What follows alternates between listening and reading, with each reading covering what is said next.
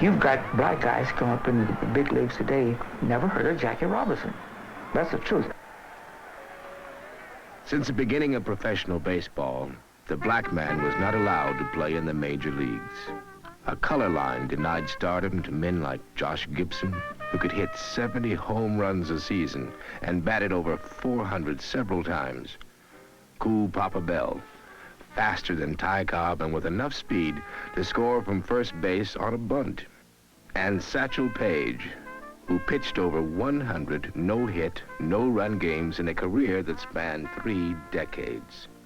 These men scratched out a living playing professional baseball on teams like the New York Black Yankees, the New York Cubans, the Newark Eagles, the Philadelphia Stars, the Homestead Grays, the Pittsburgh Crawfords, the Chicago American Giants, the Baltimore Light Giants, the Cleveland Buckeyes, Birmingham Black Bears, Memphis Red Sox, the Kansas City Monarchs. Black baseball talent was never wasted. It blossomed in Negro leagues.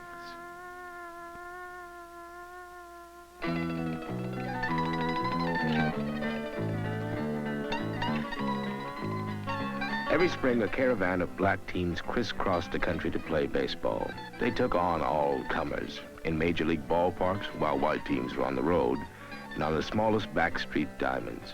And when the seasons changed, the teams drifted south to play in Mexico and the Caribbean. Black baseball wasn't just a summer game. No, I never had an idea of major leagues.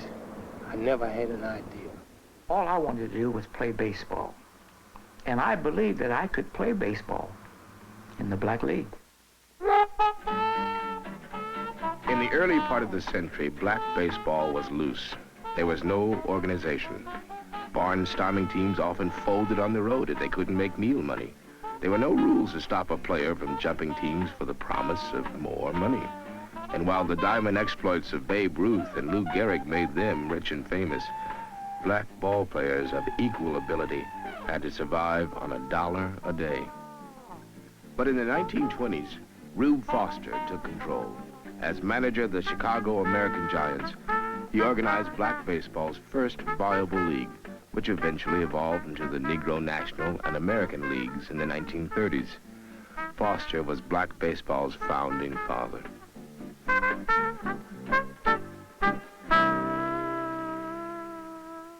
they were all super teams. There were no just bunch of boys just gotten together to throw a ball or swing a bat. They were really magnificent ball clubs. Eva Manley's life was black baseball. Her husband Abe was a gambler, a hustler, who owned the Newark Eagles in the 1930s and 40s. Mrs. Manley took an active part in team business, often telling the field manager who to pitch on a particular day. There's no question it was an accepted fact that Negroes just were discriminated against down, particularly in the South. And I think everybody just took it in stride. They just didn't let it affect them one way or the other. Thank God we had the Negro Leagues, or the Black League as you call them. Then they were the Negro Leagues. Thank God we had the Negro Leagues then to give guys like me a chance. It was a sort of a training ground. It was, in fact, all we had. In 1944, Don Newcomb began his baseball career as a 17-year-old pitcher with Eva Manley's Newark Eagles. Newcomb later became one of the first black ball players to play in the major leagues. That's why I never went to a Major League game.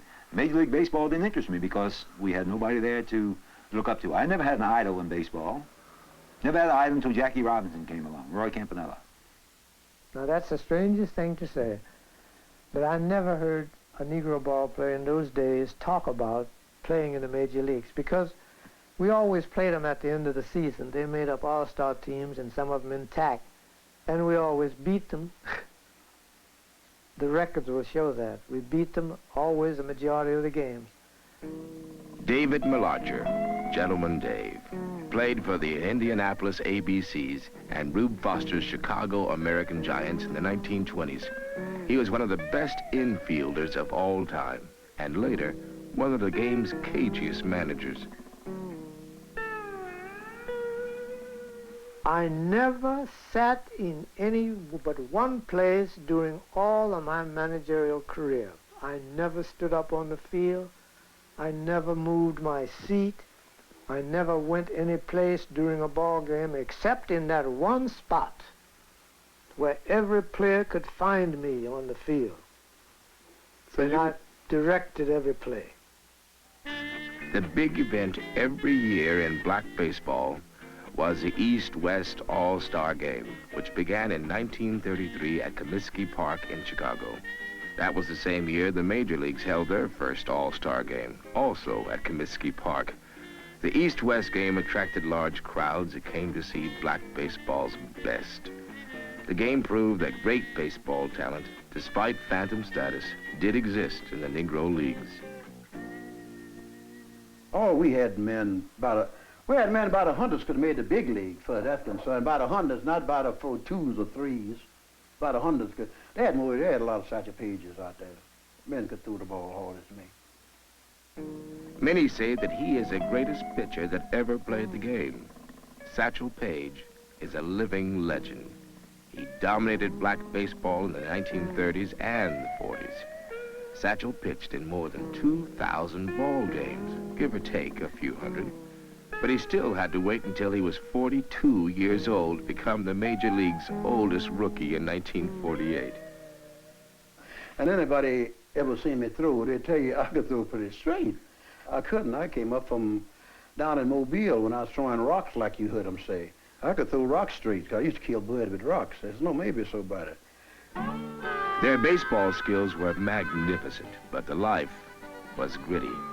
An endless chain of dirt roads, colored hotels, and beaneries. Negro baseball, like all of black existence at the time, was relegated into its own isolated world. I don't like to talk to people about my baseball days because they were weird so far as you youngsters are concerned. And you can't believe that some of the playing conditions that we had to go through. Ted Page, a lanky left-handed outfielder, was one of black baseball's quickest base runners in the 1930s. He is best known as a member of the New York Black Yankees and the Pittsburgh Crawfords. You asked me about traveling, and I'll tell you, yeah, we ride all night. But that doesn't explain that. That don't really explain what the problem that we had. We ride all night. So what? You ride all night. A lot of people ride all night. But this, you can't gather really what the problem we had or how tough it was. And to us, it wasn't tough. I mean, it was part of our life. We couldn't stay in good hotels, you know. And no blacks were staying in good hotels at that time. And we stayed in rooming houses and around in the residential section. Buck Leonard of the Homestead Grays was called the Black Lou Gehrig in the 1930s and 40s, but he never shared Gehrig's celebrity. Leonard played a great defensive first base, besides displaying awesome ability at the plate. And even though he never played in the major leagues, Buck Leonard was elected to the Major League Hall of Fame by a special vote in 1972. And in some of those places where we were staying in rooming houses, bed bugs were bad. I remember in New Orleans one night, we were in the bed, and as soon as we got in the bed, the bed bugs were waiting for us. And when we turned out the light, bam, they started biting. I don't think you can hardly name a small town or coal mining town that I didn't play in. We even made baseball diamonds. Went to little towns and made baseball diamonds, and the fence was the cause. The cause just got all the way around us, way out in the outfield out there, and made a fence, and we would pass the hat around. We loved to play. We wanted to play. Baseball was our game. And we hated the conditions, certainly. We hated not getting but 60 cents a day on which to eat, and 75 cents and all like that. But we loved to play, and we wanted to play. When you're doing something that you love to do, there's nothing lousy about it. And to me, I thought it was the first step toward going to the top of the world. The black newspapers called 5-foot, 8-inch Jimmy Crutchfield the mighty mite from Moberly, Missouri. Crutchfield played right field in the 1930s and 40s for the American Giants and the Pittsburgh Crawfords. And then you've got to leave home plate with the idea of going to second base. Otherwise, you can't run to first base, and then if the guy bobbles the ball, make up your mind to go to second. You've got to leave home plate with the intention of going to second base. That's what they call coming to the park to play ball. They put me in the ball game to catch, too. In fact, that was, I think, my first night game. They had little lights in Beach Haven, New Jersey. And I caught, and I'll never forget riding to New York after the game in the bus, and they were getting ready to go through, the Holland Tunnel. So the other players on the team asked me, did I have a gas mask? And I said, no. He said, well, you know, going through the tunnel, you need a gas mask. So. Life was always tough on a rookie, even if your name was Roy Campanella. Campy began his career with the Baltimore Elite Giants of the Negro National League in 1937. 10 years later, he went on to become a Hall of Fame catcher with the Brooklyn Dodgers before a paralyzing auto accident cut short his career in 1958. I was 15 now. So then at the hotel, that Saturday morning when I got up, the general manager of the team, McGowan, asked me, did I make up my bed? I said, no. He said, well, you'll leave a bad reputation for the team. You got to go upstairs and make your bed up. So I got the elevator, and upstairs I went and made my bed up. I come back down. So he said, look, I have a bucket here. Go downstairs and get me a bucket of steam. So I said, okay. So on my way, I said, how am I going to get a bucket of steam? And that's when I started to realize these guys was pulling something on me. One other thing, too, you know, they used to dust us off a lot, you know, throw the ball out of our face, the head, or anywhere, see. And we had that to think about. And at that time, we weren't wearing any helmets. And then neither were they putting pitchers out of the ball game for throwing after you all finding them. And we had to learn how to duck as well as hit. So that put some mess on your mind, see. Yeah, I think I punched a guy once. I punched a ball player one time. And by the way, it was down in Long Island I was playing. I punched the ball player, played first base when I went down. Instead of him tagging the bag this way, he stuck his foot out and I went over him. And I tripped over him, and I come back to the bag and racked him up. There will be nobody fighting on this ball club. I said, we're going to be friends, we're going to be brothers. That was the first lecture that I gave them, and I was made manager. And I said, the first thing, there'll be no dissension to cause anybody to want to fight each other. And I said, the first man that strikes the first blow is fired. Then he'll never play baseball on the American Giants or on any other team in the league. If he starts a fight or anything, I said, we're going to be brothers. And it was just that way. Black ball players shared a camaraderie that was common among athletes, and the black leagues represented a special fraternity for those who were blessed with baseball ability, but forced to live behind the color line. There is one man's story that stands out as a symbol of all hidden baseball genius that developed behind that color line. His name was Josh Gibson, and he was a baseball artist. He was the game's greatest hitter, better than Babe Ruth. His tape measure homers often exceeded 500 feet. His home run production soared to 60 and 70 a season. Josh Gibson's life is a story of a man born too soon. His abilities eroded before he ever got a chance to play in the major leagues. From 1930 to 1946, Josh found an identity in baseball. He was born to play the game. Josh was one of the greatest hitters of all time. If only people could have seen Josh hit the baseball. Now, he was the greatest hitter that we ever had in the black leagues. He was the greatest hitter. He could hit the longest ball of anybody that we had in the black leagues. The best hitter I've ever seen. I being a pitcher, should be reluctant to say that, but he is, and he was the best hitter I've ever seen. I've seen Ted Williams, Sam Musial, Willie Mays, and Henry Aaron. I've never seen a hitter like Josh Gibson, because you could fool Josh Gibson with the pitch, and he could be swinging the bat, and his momentum would make one hand fly up the bat. With one hand, he could hit a home run, hit the ball right center field, hit a home run. And I've seen it happen many times. It happened against me. He could hit and throw and run. Yes, sir.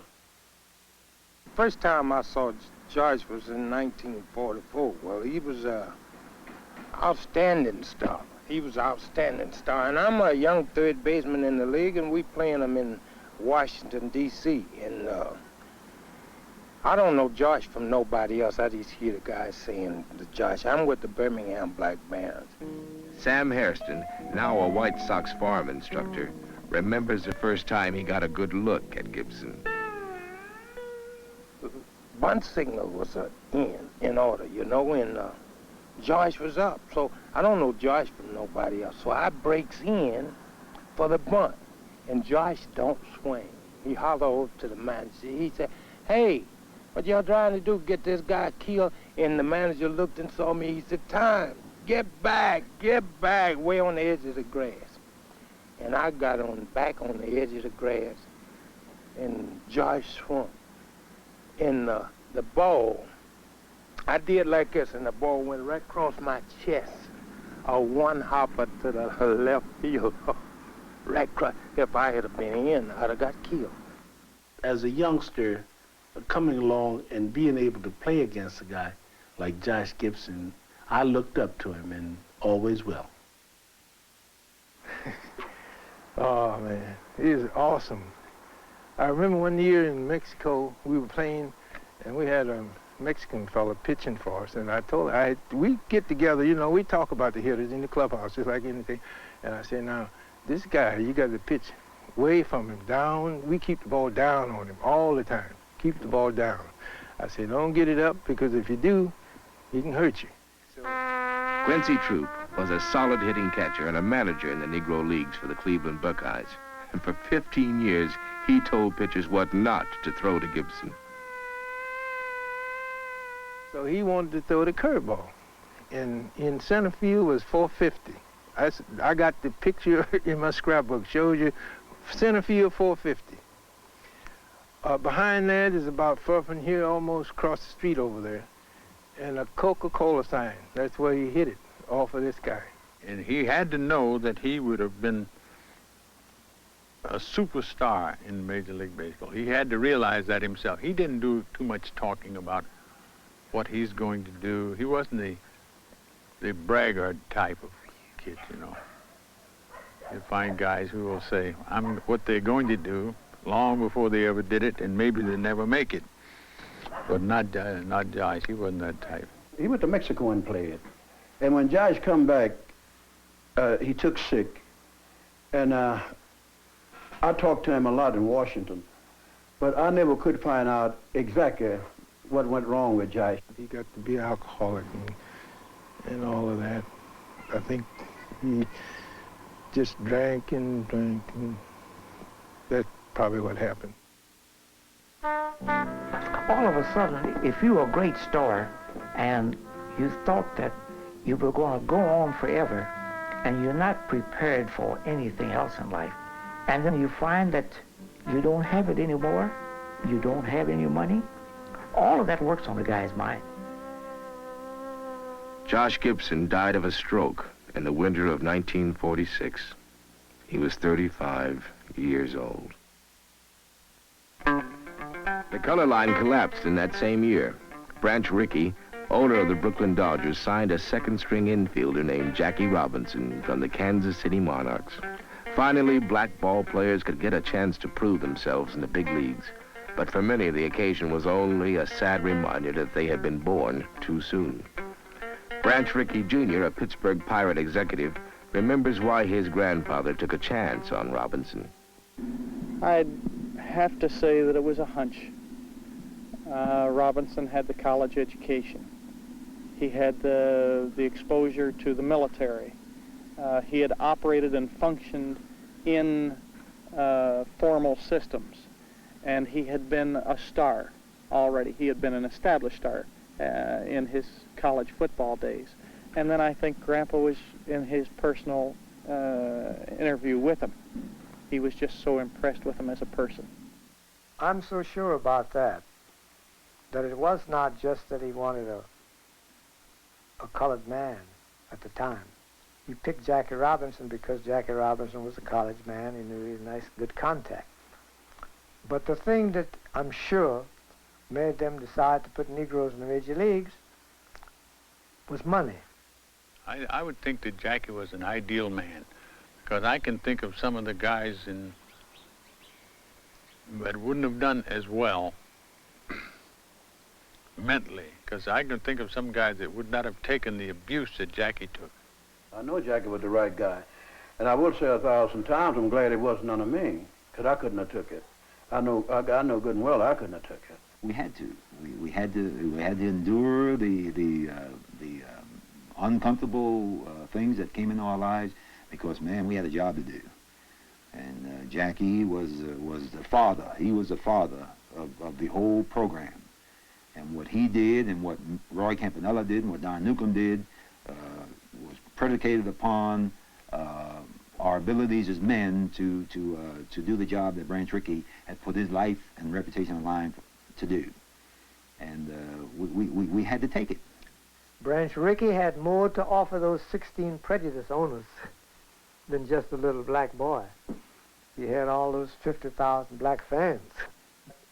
So that's what put him in the major leagues. And as soon as that happened, what happened? The major leagues went after all of the ball players. They raided all the Negro teams to get the ball players that they knew were able to play Major League Baseball. The day that Mr. Rickey took those boys, the fans all deserted us to go see the Negro players on the white teams. And I begged Abe to quit that first year. I begged him, we dropped another $20,000. That was a nice little piece of money in those days. And he was a gambler, so of course to him it didn't mean anything, and he wouldn't quit. You know, very few people know that Jackie came near to having a nervous breakdown after the 1947 season because of the abuse that he had to take, and he couldn't release this inner feeling because of the very fact that Branch Rickey told him you have to keep your mouth shut. I often think now, in my wheelchair, back, supposing it wasn't a success when the Dodgers first integrated baseball with black players, what would it be today if it wasn't a success then? I don't know. Several years ago, I was talking with a kid, and I was up in Michigan during the summer. I had my glove. I was talking with the kid, and as I say, a lady told the boy, said, "Oh, he used to be a baseball player." Then the kid started talking with me. "Kids, I never heard of you." I said, "Well, I came along about the time of Jackie Robinson." The guy said, "Jackie Robinson?" He hadn't heard of Jackie Robinson. All he knew was Willie Mays.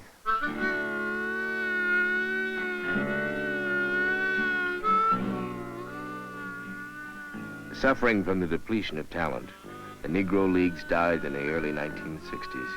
Like Josh Gibson, its demise went as unnoticed as its heyday.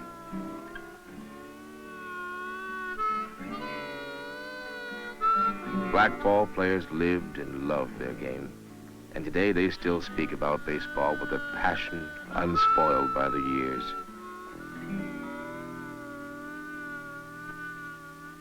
Of course, that's the Homestead Grays, and that's my number, 32. Now, this is a flannel uniform, and it's hot as the devil during the summer. And you can see the pants, the kind of pants that we use, they had rubber in the bottom of them, and the blouse. And folks still kid me about it now. When I go to Old Timers game, I wear this, and they still kid me about how the pants look on me, and since they blouse. Listen, if I had them to live over again, I would do it.